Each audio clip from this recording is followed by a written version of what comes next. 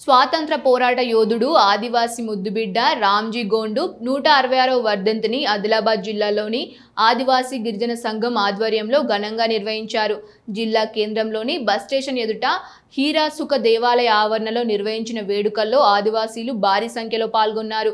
రామ్జీ గోండు విగ్రహానికి Adilabad municipal chairperson Anusha, మాజీ మంత్రి జోగు రామన్న, మాజీ ఎంపీ సోయం బాపురావుతో పాటు ఆదివాసీ నేతలు రామ్జీ గోండ్ విగ్రహానికి ఆదిలాబాద్ మున్సిపల్ చైర్పర్సన్ అనూష, మాజీ మంత్రి జోగు రామన్న, మాజీ ఎంపీ సోయం బాపురావుతో పాటు ఆదివాసీ నేతలు రామ్జీ గోండ్ వారసులు పూలమాలలు వేసి ఘనంగా నివాళులర్పించారు.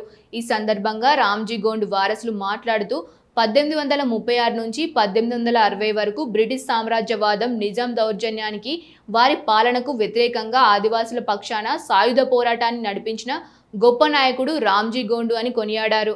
ఆదివాసీ ముద్దుబిడ్డ ఆదిలాబాద్ ప్రాంత ముద్దుబిడ్డ అయినటువంటి రామ్జీ గోండు యొక్క వర్ధంతి సందర్భంగా ఘనమైనటువంటి శ్రద్ధాంజలి ఘటిస్తున్నాం.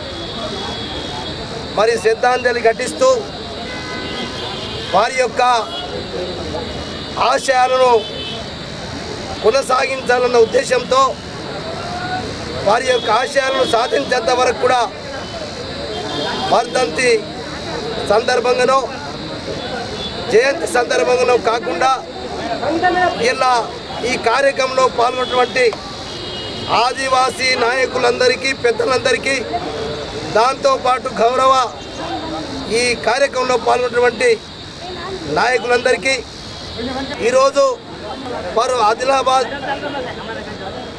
మరి జిల్లాలో నిర్మల్ ప్రాంతంలో పుట్టినటువంటి రామ్జీ గోండ్ గారు వారు ఆదివాసుల హక్కుల కొరకు, ఆదివాసులు మరి ఇలా బ్రిటిష్ సామ్రాజ్యంతో, నిజాం సామ్రాజ్యాలతో అణచివేస్తున్నటువంటి ఆదివాసీ సామాజిక వర్గానికి వారు అండగా ఉండి మరి అనేక పోరాటాలు చేసినటువంటి వ్యక్తి మరి ఇలా రామ్జీ గోండ్ గారు.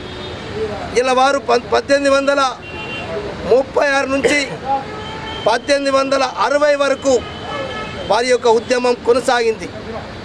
వారు మరి ఇలా లేకపోయినా ఆనాడు ఉద్యమ పటిమ, ఆ రోజు జాతి కొరకు ఈ నిజాం నిరంకుశ పాలనకు వ్యతిరేకంగా, బ్రిటిష్ పాలనకు వ్యతిరేకంగా